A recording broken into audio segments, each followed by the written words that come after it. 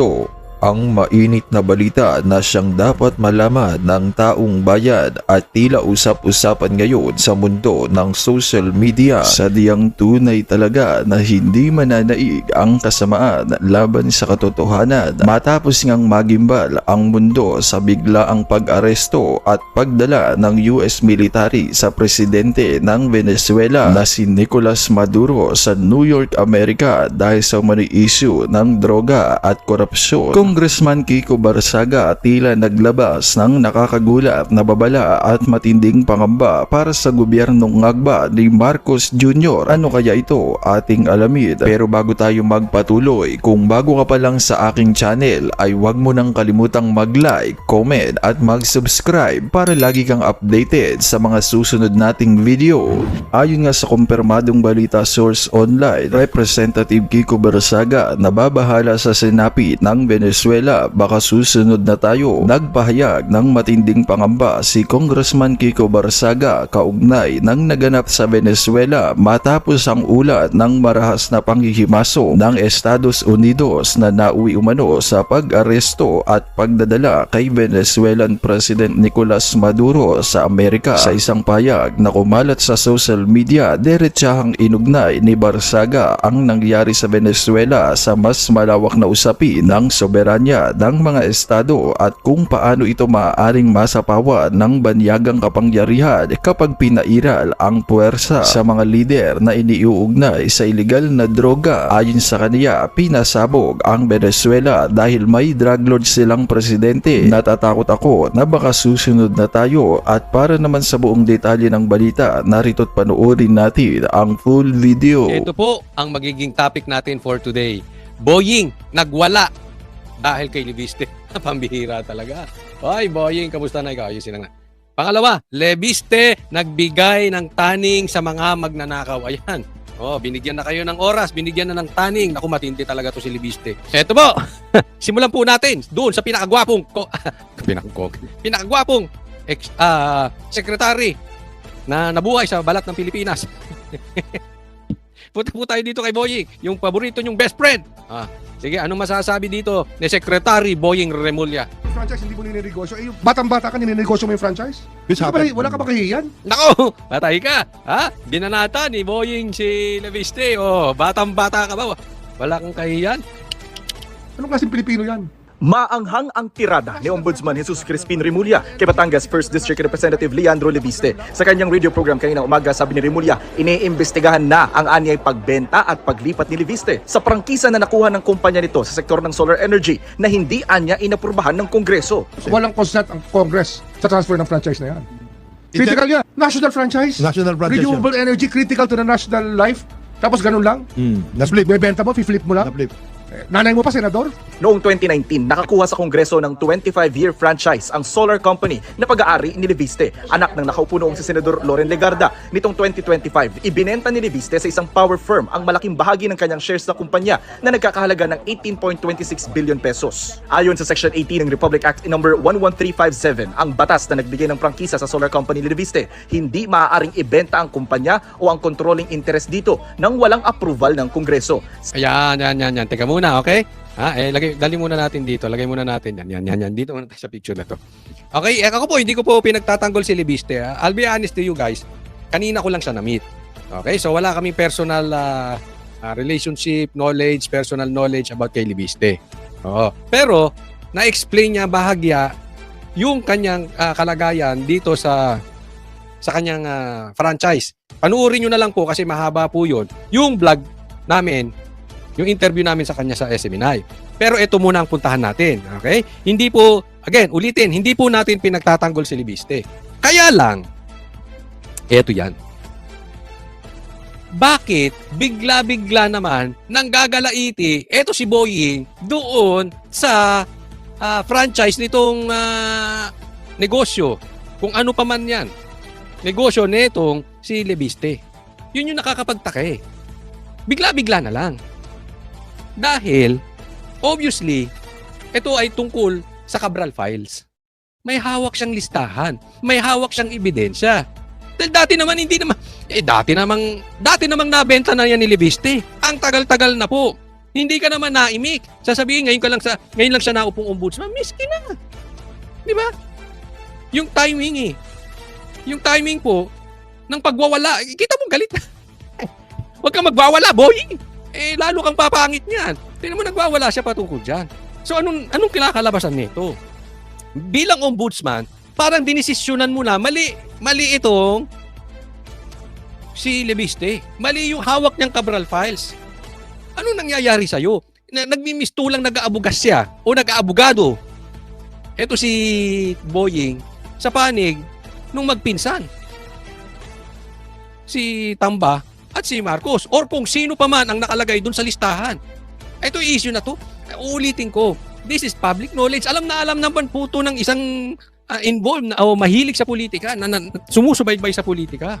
Hindi mo kailangan maging grade 5 para maunawaan mo kung saan nang gagaling si Boying, ba't galit na galit. Yan ang hindi natin maintindihan na dapat patas ang ombudsman. Dito lumabas Lumabas. Diniscuss po natin ito ng isang araw, pero mas matindi ngayon, galit na siya kay Lebiste. So sa madaling salita, as early as now, malalaman natin, tingnan nyo, pupusta ako sa inyo. Hindi magtutugma yung listahan, yung Cabral Files ni Lebiste tsaka ni Boying. Kasi ngayon pa lang. Parang alam na ni Boying kung ano yung nasa listahan, baka nga alam na niya. At lumalabas, pinagtatanggol niya itong mga nasa listahan. Ganun na yun, hindi siya open doon sa hawak ni Cabral. Malaki po ang problema talaga ng Pilipinas. Malaki problema natin sa Rimulya. Hindi lang to si Boying, kasi pati yung kapatid si Bongbong Marcos naman ay ipagtatanggol na mamaya ay magiging topic natin. Pero dito muna tayo. Anong nangyayari? Hindi ba dapat bilang ombudsman, ikay natutuwa na yung namatay na tao ay may naiwang ebidensya na magiging solusyon dito sa malaking problema?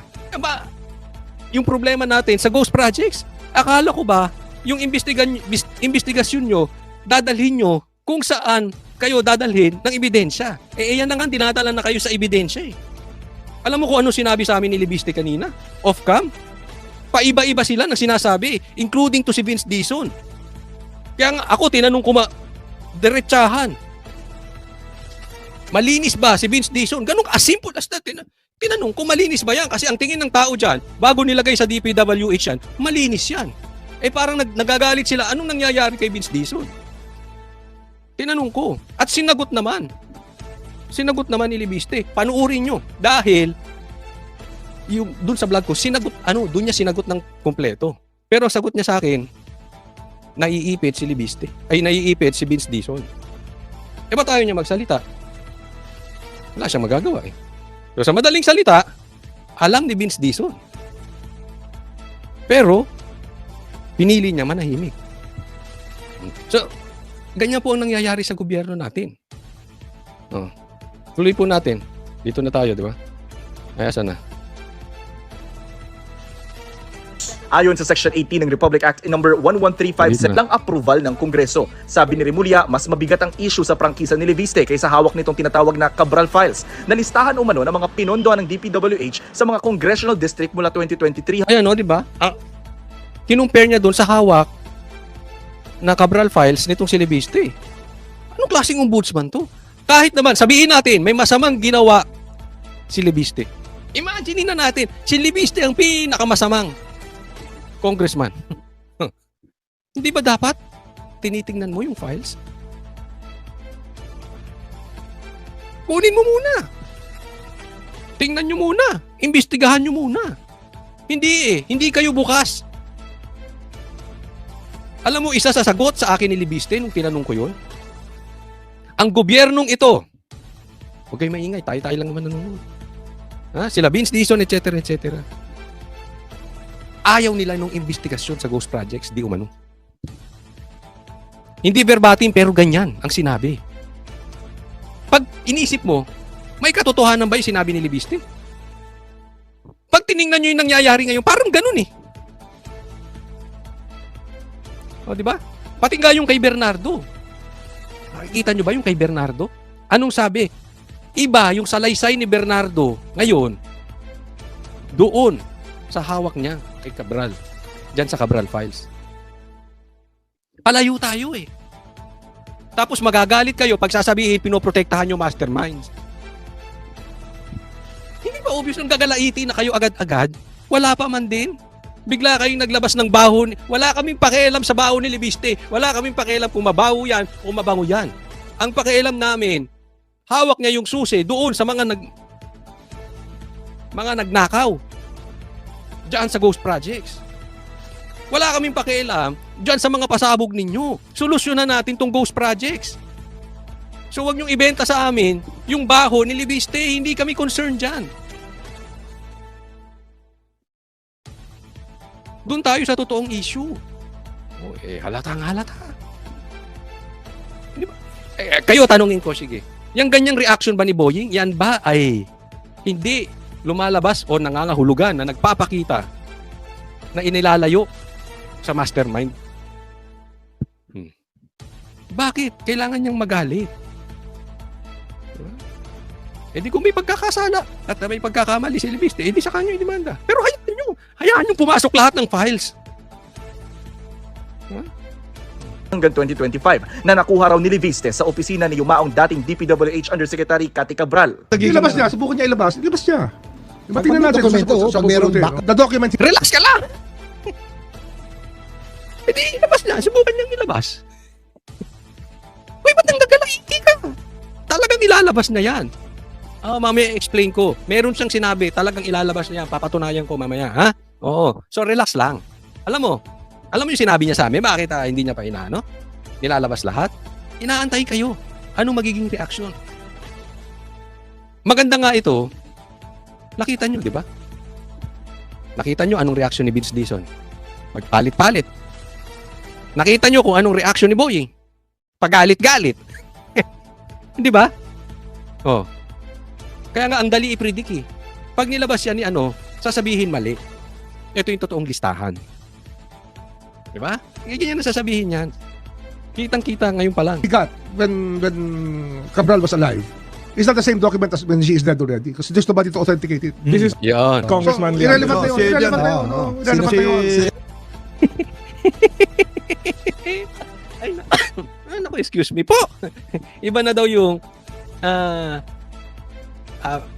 nung buhay pa na files at saka yung patay na siya. Kasi wala daw mag-authenticate. Di ba mas maganda nga yung buhay siya? Nakuha niya nung buhay pa eh. Binigay sa kanya mismo eh. Babalikan ko ulit yung sinabi ko. Lahat po ng sinasabi ni Boying will lead us to believe hindi talaga sila magtutugma. Ngayon pa lang, hindi pa nila nakikita yung kay Libiste, hindi na agad. Kinukontran niya agad. yung tatayo Unless doon. he has other evidence to show that everything there is gospel truth. Hiningan na namin ng Oo. O yun, sabi niya, unless meron siyang ebidensya na yung nasa listahan ay gospel truth. Ibig sabihin may ebidensya. Meron. Yan ang tanong namin sa kanya. Meron ba? Alam daw nila Vince Dizon yun. Alam daw ng DPWH yun. Meron silang kopya nun. At hindi lang daw DPWH ang may kopya nun. Marami pang magkopya. Kaya nga, ang tanong ko, anong mangyayari sa atin kung pagkaiba yung listahan mo, yung files mo, at magkaiba yung listahan ni Boying? Alam mo, sagot niya. Tanungin na lang natin yung tao kung sino mas papaniwalaan nila, si Boying o ako. Patay na. Kayo, ewan ko sa inyo. But ako, hindi ko kakilala itong mama na ito. Ha? Hindi ko rin naman personal kilala si Boying. Pero, nakikita naman natin. Kung between the two, kung sino mas kapanipaniwala, kayo muna, sige, sagutin nyo. Sa tingin nyo, sino ang mas kapanipaniwala? Si Libiste, si Boying?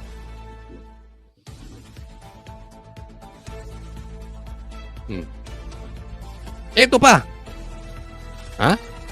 Meron daw nasa listahan 5 incumbent secretary. Naku, matindi itong pas. Kaya naman, todo kontra kay Libiste. Ha? So, hindi lang congressman, hindi lang mga congressmen, pati secretary. Kumikitang kabuhayan, no? Kaya aantayin natin, ha? Kalma lang, ha? Pero, sa mga darating na panahon, alam natin, babakbakan ito. Babakbakan to si Libiste. Dahil, malalagay sa liwanag yung mga madidilim. Mabubuking sila. Imaginein mo, pati secretary, executive department, tao ni Bongbong directly. Kung nasa listahan, itong 5 secretary, imposible namang wala ang OP. Doon kanina sa interview namin, nabanggit ang OP. OP. Anong ibig sabihin ng OP? Kayo na, ilagay nyo dyan. So damay-damay na yan. Hindi pwedeng secretary lang nandiyan ng OP. Diba? Matindi ito. Komento rito si Leviste pero wala pa siyang tugon. Hihingi rin daw ng kopya ng Cabral files sa DPWH ang House Infrastructure Committee at kasama sa posible nilang ipatawag para ma-verify ang mga dokumento ay ang mga dating staff ni Cabral sa DPWH. I'm quite sure, hindi naman si Cabral yung nag-encode nung lahat po ng laman ng Cabral file. So, each and every member of the staff nung pong planning service can in fact be invited and asked for their positions on the matter. Dagdag ni Pati si Redon, di ba? Parang sinasabi, hindi naman si Cabral ang nag-encode niyan. So, imbitahin din natin kung sino-sino yung mga nag-encode. Diyan pa lang parang sinasabi ni Redon, parang. Mamami, magre-react ka na naman sa akin. Parang niya sinasabi, hindi naman lahat ng nasa files ni Leviste na nakuha niya kay Cabral ay totoo. Defensive ka, Teng. Ha? Ang aga-aga nyo maging defensive. Wala pang lumalabas na pangalan. Naku, triggered ang mga animal. Ang daming mga buhaya mati-trigger lalo. Antayin nyo lang kasi syempre kung ikaw ang nagnakaw, hindi ka naman nagnakaw na 10 piso o 10 milyon. Wala namang siguro magnanakaw lang ng 10 milyon dyan. Imposibleng hindi mo alam na nagnakaw ka. Kaya natatakot. Ang daming nagre-react. Baka nasa listahan sila. Dahil di pa nila nakikita. Kaya nga gusto nilang palabasin yung listahan para makita na nila once and for all andun sila. Di ba? Ngayon pa lang, binibiyak na si Leviste. Nung mga siguro, posible nasa listahan. Kakatawa itong mga to. Alam mo, marami doon nag-a-absent dyan, ha? Ito, binanggit din ni Leviste para doon sa mga hindi napakaganda, mapanood nyo po yun. Nandito po sa vlog ko, Coach Oli News PH sa YouTube at Coach Oli News PH 2. Nasa 2 na po tayo sa Facebook kasi lintik yung sinashadowban tayo. Nandoon po, panoorin nyo. Tinanong ko to si Ridon. Kasi sabi ni Leviste, marami daw nag-absent ng mga congressman. Parang pinahiwatig niya na itong si Tambin pala absent. Yung iba, lumalabas na lang pag budgetan na. So, tinanong ko ngayon, si Ridon, pala pasok ba to o pala absent? Sabi niya, masipag yan, masipag. Sabi ni Libis, masipag yan, masipag. Anong masipag? Masipag pumasok? Hindi. Masipag sa presscon. Kaya lumalaki butas ng ilong nito, animal. Ano kaya ito ni Boying? Kasi, yun ang Mr. Presscon di ba? Nakita na ba kayo ng ombudsman mga ganyan? Nakita na kayo ng sino sa balat ng Pilipinas ang pinakamalakas magpa-Presscon na SOJ? Tapos ngayon, ombudsman pa. Sino lalo sa ombudsman ang hiling lalo ito si Ridon. Pati yung pagkumpiska ng lisensya, pinakialaman. Anyway, ayan na natin yun. Dito tayo sa Cabral Files. Ang sipag mo daw. Ano to Hindi ko sinasabing fame horse siya, pero ang punto ko lang kasi sinasabi dito, parang makikita mo talaga sino yung mga epalitiko. Doon, agad-agad nang babalik ang investigasyon ng Komite sa Anomalya sa Flood Control Projects sakaling buwagin na ng tuluyan ng Independent Commission for Infrastructure. Para sa GMA Integrated. Bakit magalit na galit kayo sa mga nag-iimpisa sa flood control? Ito, pakinggan po natin, napakaganda na itong parte ng interview namin kay Leviste. Ito napakaganda nitong sinabi na ito. Isa po ako sa nagtanong nito. At ito ay parte ng interview namin kanina. Haba ng interview namin sa kanya, 2 oras kalahati. Pero ito, magandang mapakinggan nyo. Napaka-importante nito. 4 na distrito sa bansa ay 0 ang allocable budget. 2 sa Davao City, 1 sa Davao del Norte, at 1 Sino ba yung mga nandun? Kasi Ayun, 2 sa Davao City, isa pang Davao basta. At saka sa Buanga. Congressman puro Davao Pulong, Ungab, Bebot Alvarez, at Quimero Olaso. Nako! Yan sa sinabi mo niyan, lalo manggagalaiti si Boying, lalo manggagalaiti yung mga Pinklawan, at higit sa lahat, lalo manggagalaiti yung mga BBM. Kasi gusto nila lahat ng bagay, kasalanan ng Duterte. Eh sila pala yung walang allocable budget. 4 lang. Kaya sabi nga niya, pati nanay niya meron. Pero ito, 4 lang. Bigyan niya, pambihira. Hindi nyo naman binigyan. Ako magugulat kayo siguro. Ako hindi ako nagugulat kung mangyari ito. Pero, malamang, doon sa Cabral Files, walang korupsyon naganap sa Duterte. Karamihan nangyari on the 19th Congress. Meron man nung panahon ni PRRD, pero talagang nag 5 times, nag 10 times ngayong 19th Congress. At wala sa listahan di umano ang Duterte. Kaya pipigilan talaga nila yung Cabral Files na yan. Kasi maraming mapapasama, tapos lalabas pa ang katotohanan patungkol sa Duterte. Hindi sila talaga nakakatanggap ng pera. Ayan nga, zero allocable budget. Pulong, anak. Diba? Tapos, Ungab Alvarez, yung mga yan. Eh, alam naman natin Duterte ang mga yan. So, ganyan ang kalakalabasan dyan. Pag Duterte ka, ala ka. Tapos, ang pagbibintangan nila sa confidential funds, Duterte. Kinukuripot na nga nila ang Duterte. Ultimo yung mga kaalyado ng Duterte, kinukuripot na. Yung panalo ng Duterte party list, youth party list hindi pinapasok. Kahit silang pinakamalaki ang boto, 3 upuan sa Congress, hindi pinapasok. Ganyan po nila gapitin ang Duterte. Tapos sila pa magkakaroon sa flood control projects.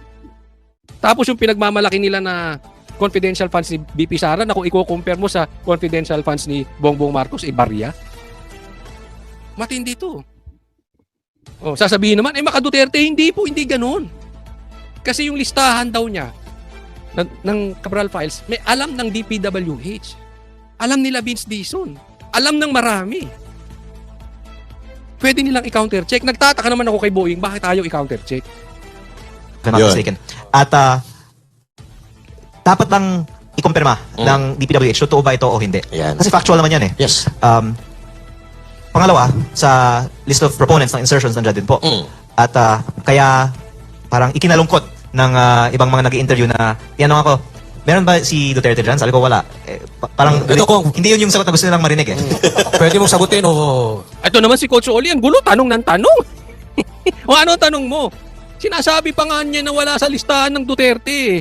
Tinanong na daw ng ibang media yan. Wala daw sa listahan ng Duterte. Pasok ka ng pasok, Coach Oli. O ano man sagot mo? Ano man tanong mo, Coach Oli?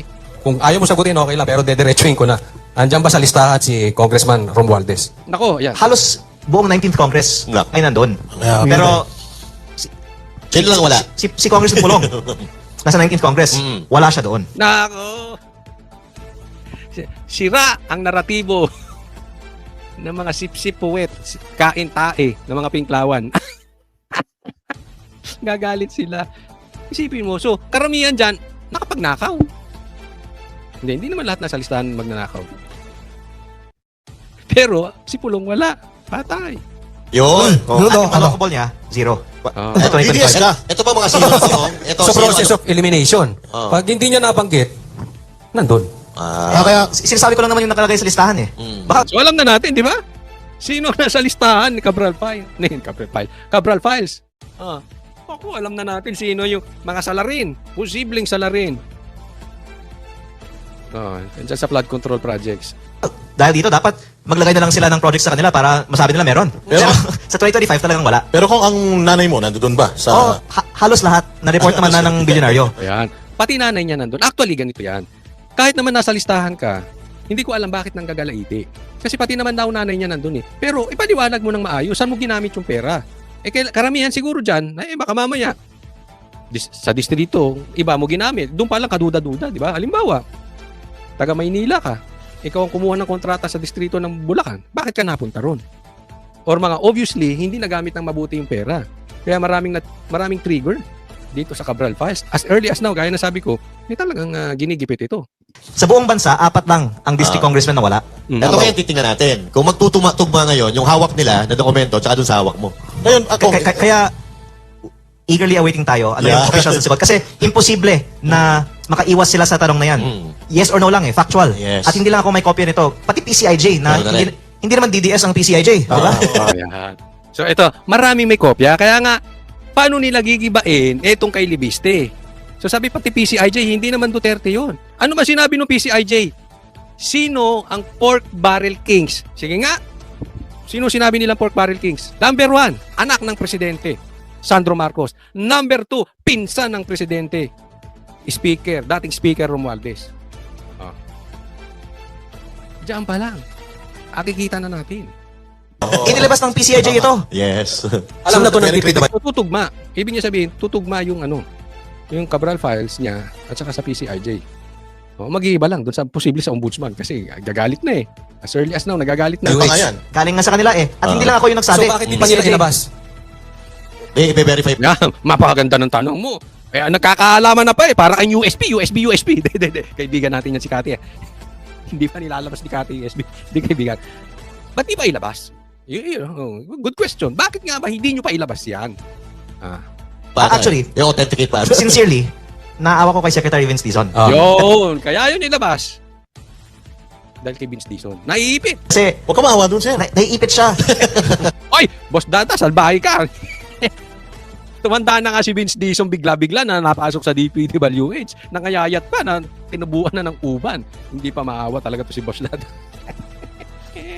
Huwag ka tumawa, Bakit siya nagpapaipit? Hindi naman siya pwede magsinungaling. Kaya kung napansin nyo, mula nung namatay si Yumang Yusek Cabral, hindi na siya nagpa-press con. Yes. Saka napapansin ko kung parang yung usapan, pagka papunta na doon, i-divert niya Medyo, parang makaiwas lang ba? Pero, So again, kung... maawa naman tayo sa kanya. Ayan, pwede. Napasimangot ako dyan, no? Maawa. Maawa kasi, alam niya Alam niya may access siya doon. Nasa DPWH secretary siya ngayon, di ba? Nilagay siya roon. Hindi naman siya pwede magsinungaling sa taong bayan. Nagigets nyo? Maayos naman din ito. As far as I know, yung dati. Natanggal, wait lang. Maayos to si Cabral. Si Vince Dizon. Kaya lang, naipit siya ron. So, hindi naman siya pwede magsalita. Hindi rin siya pwede magsinungaling. Kaya nga, ito sasabihin ni Coach Oli. Pwede. Buti na ito si So maawa Kumawit tayo sa kanya na manahimik na lang siya. Parang wala siyang alam. Ganun ba? Sila. Kung bakit tinanong ko yon? To emphasize. Yung style ko yan, tatanong ko para maliwanag. Maawa tayo sa kanya. Tumahimik na lang siya. Kayo ba? Anong sa tingin ninyo? Kayo naman tatanungin ko. Maawa tayo sa kanya?